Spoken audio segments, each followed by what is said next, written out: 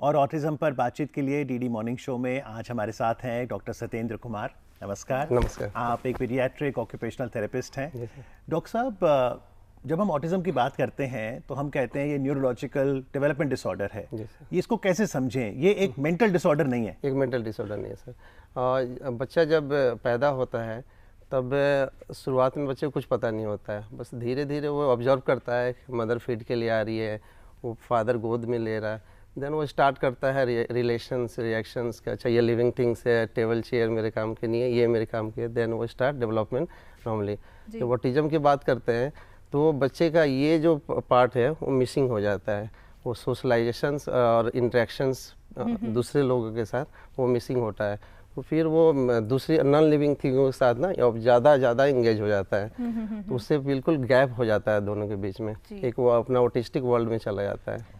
लेकिन जो नए माँ बाप जो बनते हैं, माता पिता होते हैं, उनका बच्चा किस तरीके से रिस्पॉन्ड कर रहा है, क्या कर रहा है, अक्सर समझ नहीं आता, क्योंकि अगर कोई देर से बोलना शुरू करता है तो अक्सर माता पिता कहते हैं कि हम भी देर से बोलना शुरू किया था, या हम भी देर से चले थे, हमने देर से रिएक्ट करना शुरू किया था।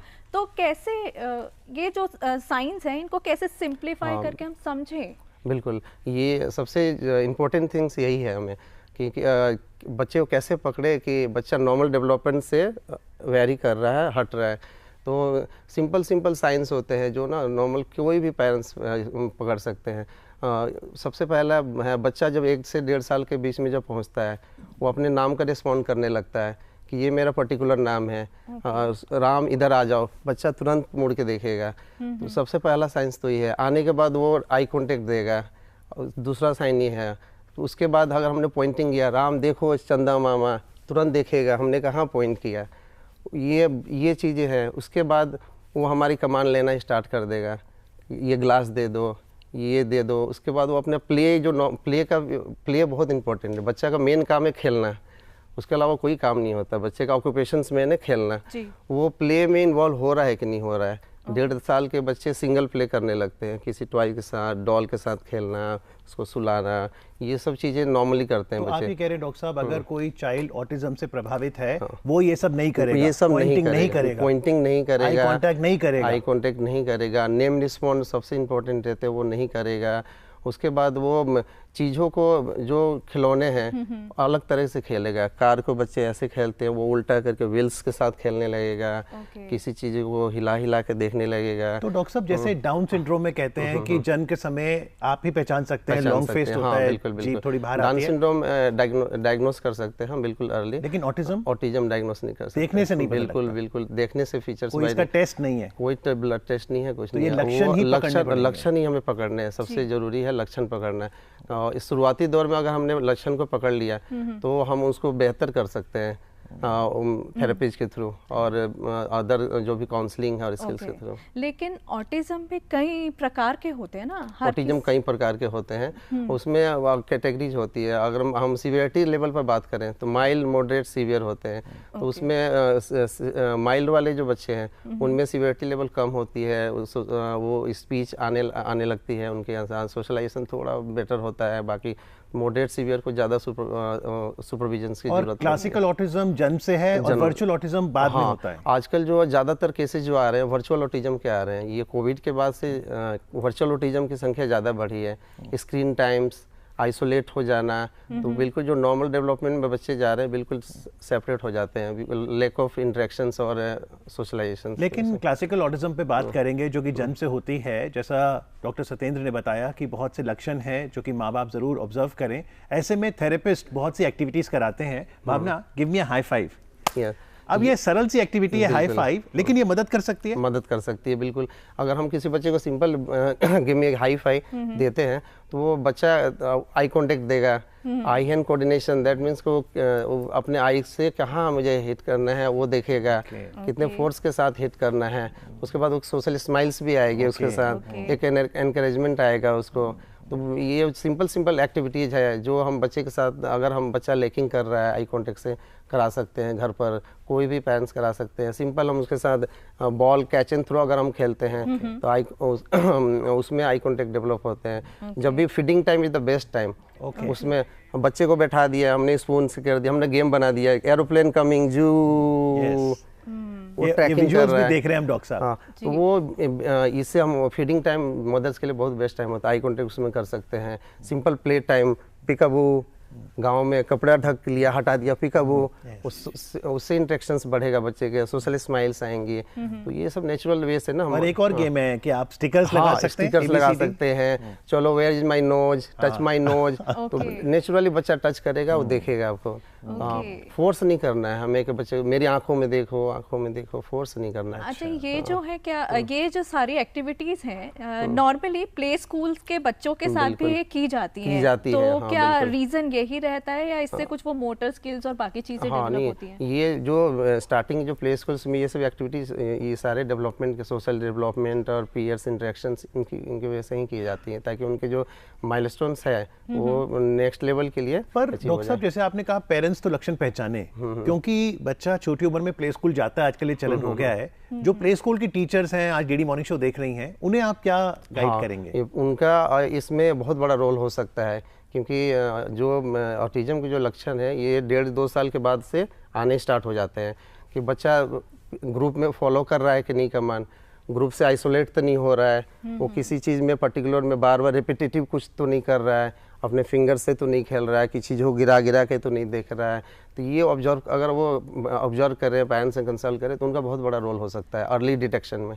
पर यहाँ पे एक बहुत इम्पॉर्टेंट बात आती है, जो ऑटिस्टिक किड्स हैं उनके साथ डील करना, क्योंकि हर कोई नहीं समझ पाता डील कैसे किया जाए। कुछ लोग उनके साथ रूड हो जाते हैं, कुछ लोग इग्नोर करते हैं, तो किस तरीके से इनके साथ मिला जुला जाए, कैसे इनके साथ बिहेव किया जाए? ऑटिस्टिक किड्स के साथ एक्चुअली उनका जो वे ऑफ एक्सप्रेशंस होता है वो बिल्कुल थोड़ा डिफरेंट होता है, क्योंकि उनके सेंसेस जो है हमारे सेंसेस से अलग तरीके से काम कर रहे हैं, उनका वे ऑफ एक्सप्रेशन अलग है। तो हमें पहले तो बच्चे को समझना है कि बच्चे का मतलब सेंसरी कैसा है, उसका ओवर है, अंडर है। अगर बच्चा बहुत ओवर होगा, साउंड से डरेगा, टच से प्रॉब्लम होगी उसको, डिफरेंट उसको हाइट से भी डर लग सकता है मुंह में।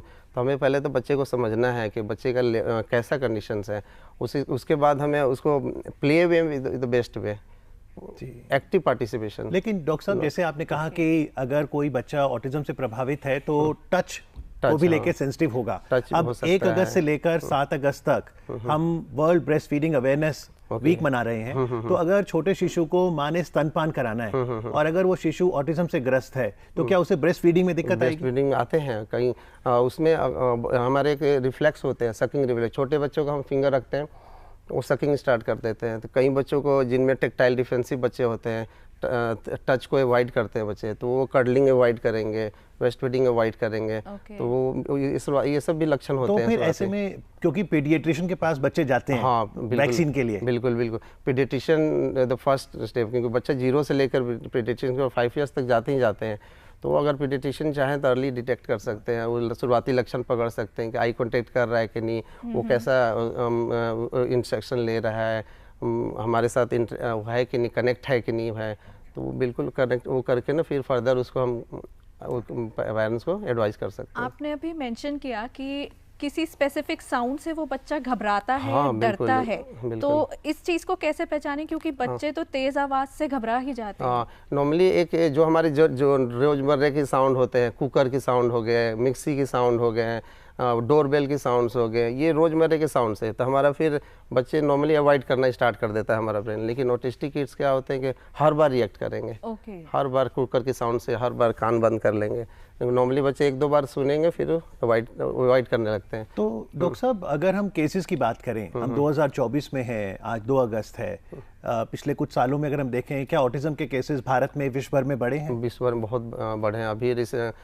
अभी जो हमारा भारत में जो रेशियो है, अभी 68 में 1 बच्चे को डायग्नोस हो रहे हैं। 68 बच्चों में 68 बच्चे में 1 बच्चा ऑटिस्टिक डायग्नोस हो रहा है। अगर यही हम यूएस की बात करें तो वहाँ रेशियो और डाउन है, 50 से भी नीचे है। यानी डेवलप्ड कंट्री में और ज़्यादा? डेवलपमेंट कंट्री में और ज़्यादा है। ये 1980 में यूएस में 5000 बच्चों में 1 बच्चा डायग्नोस होता था, आज वो 50 पे आ गया है और बच्चा। डॉक्टर साहब रीजन जी मतलब जी, समझ नहीं आता कि वही, सारी सुख सुविधाएं सब होती हैं डेवलप्ड कंट्रीज में, तो क्यों इसका ऑटिज्म बढ़ रहा है? अभी इसका रीजन, एग्जैक्ट रीजन किसी को नहीं पता है, अभी रिसर्च चल रहे हैं, क्योंकि ये जेनेटिक्स और इन्वायरमेंटल इश्यूज ही अभी ना अभी तक जो भी मेनली जो रीजन्स पकड़ में आ रहे हैं ये ज़्यादा आ रहे हैं। और डॉक्टर साहब अवेयरनेस तो काफी है, क्योंकि अगर आप देखें माय नेम इज खान एक फिल्म आई थी, हाँ। और उसमें शाहरुख का जो किरदार बिल्कुल, था हाँ। वो भी ऑटिज्म। हाँ, इसको हाई फंक्शनिंग ऑटिज्म बोलते हैं। इसमें बच्चा अपना पूरा लाइफ अच्छे से एक्सपेंड कर सकता है। उसको मेन वही सोशलाइजेशन वाला जो पार्ट होते हैं, पीयर्स बनाने, दोस्त नहीं बना दोस्त पाते। बनाने में मुश्किल आते हैं, अदरवाइज पूरी लाइफ अच्छे से और एक्सपेंड एक कर सकते हैं। सीरीज में देख रहा था माय डॉक्टर, उसमें तो जो डॉक्टर का हाँ, किरदार है उसी को ही ऑटिज्म है। ऑटिज्म का मतलब ये नहीं कि बच्चा बिल्कुल मतलब कुछ नहीं कर सकता है, बहुत ही इंटेलिजेंट होते हैं, मैथ में अच्छा कर सकते हैं, ग्राफिक्स में बहुत अच्छा अकेले कर अपनी जिंदगी बसर कर सकते हैं। बिल्कुल कर सकते हैं। और ये अगर वो अपने इशू जो है कोपिंग स्किल्स अगर डेवलप हो गया उनका, तो वो सारे अर्ली डिटेक्शन हो गया। Early detection. ऑक्यूपेशनल थेरेपिस्ट का क्या रोल है? हाँ, और बिल्कुल। किस थेरेपिस्ट के पास जाएं? हाँ, बच्चे के अंदर पकड़ में आ गया कि हाँ बच्चा डेवलपमेंट से थोड़ा अलग हट रहा है, सबसे पहले हमें वही पीडियाट्रिशियन, डेवलपमेंटल पीडियाट्रिशियन के पास जाकर ना एक प्रॉपर चेक, सारा असेसमेंट होते हैं, उसमें उसका मोटर, उसका सेंसरी, उसका कॉग्निटिव, उसका स्पीच, सारे चेक होते हैं, किस लेवल पर है बच्चा, एज के हिसाब से कितना पीछे है। तो उसके बाद फिर हम डिफरेंट थेरेपीज, अगर स्पीच में प्रॉब्लम है तो स्पीच थेरेपिस्ट, अगर सेंसरी मोटर कॉग्निटिव प्रॉब्लम है तो ऑक्यूपेशनल थेरेपिस्ट हेल्प करते हैं उसके फाइन मोटर के डेवलपमेंट में, ग्रॉस मोटर, उसके कॉग्निटिव, उसके सेंसरी। हमारे पूरे बॉडी सेंसरी से चलते हैं, टच का सेंस, देखने का सेंस, सुनने का सेंस, हमारे मूवमेंट्स के सेंस, ये सब सारे ऑटिस्टिक बच्चों में। आप कह रहे हैं छोटी छोटी एक्टिविटीज हम बिल्कुल काफी अच्छे हो सकते हैं। एक आप बता रहे थे आई कांटेक्ट के लिए कि टॉर्च से बिल्कुल अंधेरा कर दिया हमने, टॉर्च के साथ डोर को दिखा दिया, फैन को दिखा दिया, ट्रैकिंग करा दिया, सिंपल एक्टिविटी, जो उसका रिएक्शन होगा, रिएक्शंस, आई को ट्रैक करना सीखेंगे। ट्रैकिंग नहीं होती है बच्चों में, नहीं, बिल्कुल आई को ट्रैकिंग बहुत पुअर होती है, इस वजह से आई कांटेक्ट नहीं आते हैं। आई कांटेक्ट नहीं आएगा तो सोशलाइजेशन नहीं आएगा। ये eye contact the basic things to develop socialization. तो ये सारे आपने काफ़ी सारे सिग्नल्स आपने बताए कि ये साइंस, ये सिग्नल्स अगर वो बच्चा देता है तो अर्ली डिटेक्शन हो जाएगी। तो यहाँ पे अर्ली डिटेक्शन के बारे में ही मैं जानना चाहूँगी कि अगर हम शुरुआत में ही अगर क्या वो समय है उसी में हम उसको समझ लें तो क्या वो बच्चा अपनी जिंदगी को और ज़्यादा बेहतर तरीके से नॉर्मल इंसान की तरह जी सकता है? बेहतर कर सकते हैं, नॉर्मल इंसान की तरह जी सकते हैं। अगर हमने अर्ली में बच्चे को डिटेक्ट किया तो हमें शुरुआती लक्षण बिल्कुल पकड़ने होते हैं कि जैसे बच्चा 2 साल का है, 2 शब्द बोलना आ जाता है बच्चे को, दे दो, बॉल दे दो, 3 साल का बच्चा 3 वर्ड्स के साथ बोलना स्टार्ट कर देता है। तो ये सब हमें पकड़ना है बच्चा। ये और ये जो हमारे देश में ये चलता है कि नहीं हम लेट बोले थे तो हमारा बच्चा भी लेट बोल रहा है। इसमें क्या होता है कि हम बिल्कुल वो डिले हो जाते हैं समटाइम। तो अगर बच्चे को 2 साल में अगर 2 वर्ड नहीं आ रहे हैं, 3 साल में 3 शब्द जोड़ के नहीं बोल पा रहा है, तो हमें तुरंत ही अपने जो भी कंसल्टेंट है उनको कंसल्ट करना है। जी, यानी ये बहुत ज़रूरी है कि समाज ऑटिज्म के प्रति सजग हो, और अगर कोई बच्चा ऑटिज्म से प्रभावित है तो परिवार उसे एक्सेप्ट करे, और कहीं भी कोई लक्षण आते हैं जो डॉक्टर साहब ने बताए तो आप अर्ली डिटेक्शन करके डॉक्टर से और काउंसलर से, थेरेपी से मदद जरूर लें। आज कार्यक्रम में आके चर्चा करने के लिए डॉक्टर सत्येंद्र, आपका बहुत बहुत धन्यवाद। Thank you.